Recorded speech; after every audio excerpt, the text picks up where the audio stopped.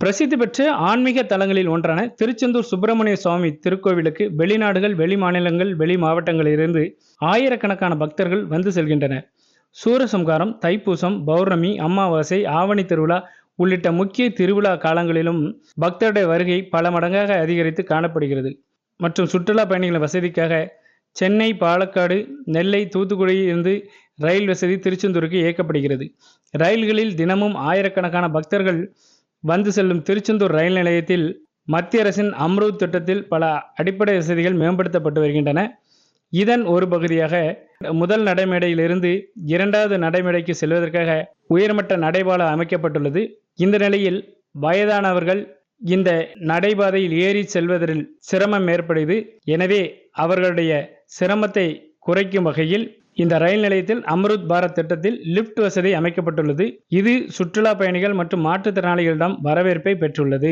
தமிழகத்தில் அரசு உதவி பெறும் பள்ளிகளில் 6 முதல் 12ஆம் வகுப்பு வரை தமிழ் வழியில் பயின்ற மாணவிகளுக்கும் மாதம் 1000 ரூபாய் வழங்கும் புதுமை பெண் திட்ட விரிவாக்கத்தை தமிழக முதலமைச்சர் தூத்துக்குடி காமராஜ் கல்லூரியில் நடைபெற்ற இந்த திட்டத்தை தொடங்கி வைத்த அவர் சில மாணவிகளுக்கு இந்த திட்டத்தின் மூலமாக பயனடையும் வகையில் உதவி தொகைக்கான அட்டைகளையும் அவர் வழங்கினார். அப்போது பேசிய அவர், தமிழகத்தில் உள்ள 657 கல்லூரிகளை சார்ந்த மாணவிகளை பார்க்கும்போது பெருமைப்படுகிறேன். பெண்கள் என்றால் வீட்டில்தான் இருக்க வேண்டும் என்ற எண்ணுபவர்கள் மத்தியில் தமிழக பெண்கள் இந்தியாவிலேயே முதன்மையானவர்களாக உருவாகியுள்ளனர். மார்க் வாங்குவதிலும் நாட்டில் உயர்கல்வியில் சேர்வதிலும் தமிழ்நாட்டு பெண்கள் முதன்மையானவர் என கூறிய அவர், உயர்கல்வியை முடித்து வேலைக்கு செல்வதிலும் தமிழ்நாட்டு பெண்கள் தான் முதன்மையானவர்களாக உள்ளனர் என்று கூறினார்.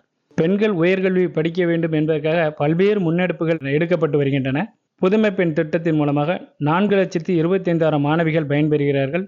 இந்த திட்டத்தால் ஆண்டுக்காண்டு கல்லூரிகளில் சேரும் மாணவிகளின் எண்ணிக்கை அதிகரித்து வருகிறது.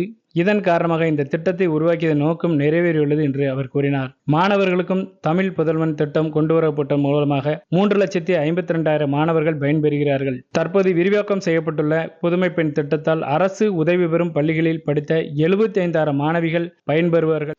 தூத்துக்குடி மாவட்டம் கோவில்பட்டி அருகே உள்ள சித்திரம்பட்டி கிராமத்தில் மக்கள் தொடர்பு திட்ட முகாம் நடைபெற்றது. வருவாய்த்துறை, மாவட்ட தொழில் மையம், வேளாண்மை மற்றும் உழவர் நலத்துறை, தோட்டக்கலைத்துறை, கூட்டுறவுத்துறை, மாற்றுத்திறனாளிகள் நலத்துறை, உணவு மற்றும் நுகர்வோர் பாதுகாப்புத்துறை போன்ற துறைகளின் சார்பாக 91 பயனாளிகளுக்கு 35,06,000 ரூபாய் மதிப்பிலான அரசின் பல்வேறு நலத்திட்ட உதவிகளை மாவட்ட ஆட்சித்தலைவர் கே. இளம்பகவத் வழங்கினார். அந்த நிகழ்ச்சியில் பேசிய மாவட்ட ஆட்சித்தலைவர், பிறந்த குழந்தைகள் முதல் அனைத்து தரப்பு மக்களும் பயன்பெறும் வகையில் அரசு துறைகளின் வாயிலாக பல்வேறு மக்கள் நல திட்டங்களை செயல்படுத்தி வருகிறது. மாதந்தோறும் ஒரு கடைக்கோடி கிராமத்தினை தேர்வு செய்து அந்த கிராமத்திற்கு அரசு இயந்திரங்கள் நேரில் சென்று பொதுமக்களை சந்தித்து அரசு துறைகள் மூலமாக செயல்படுத்தப்பட்டு வரும் திட்டங்கள் குறித்து சம்பந்தப்பட்ட துறை அலுவலர்கள் மூலமாக எடுத்துரைக்கப்படுகிறது. பொதுமக்கள் அரசின் திட்டங்கள் குறித்து அறிந்து பயன்பெறும் வகையில் பல்வேறு துறைகளின் திட்ட விளக்க கண்காட்சி அரங்குகளும் அமைக்கப்பட்டு விழிப்புணர்வு ஏற்படுத்தப்படுகிறது. விளாத்திகுளம் வட்டத்தில் அரசின் பல்துறைகளின் மூலமாக செயல்படுத்தப்பட்டு வரும் திட்டங்கள், சேவைகள் ஆகியவற்றின் செயல்பாடுகள் குறித்து ஆய்வு செய்யும் வகையில் உங்களை தேடி உங்கள் ஊரின் திட்டத்தில் மாவட்ட ஆட்சித்தலைவர் கே. இளம்பகவத் ஆய்வு மேற்கொண்டார்.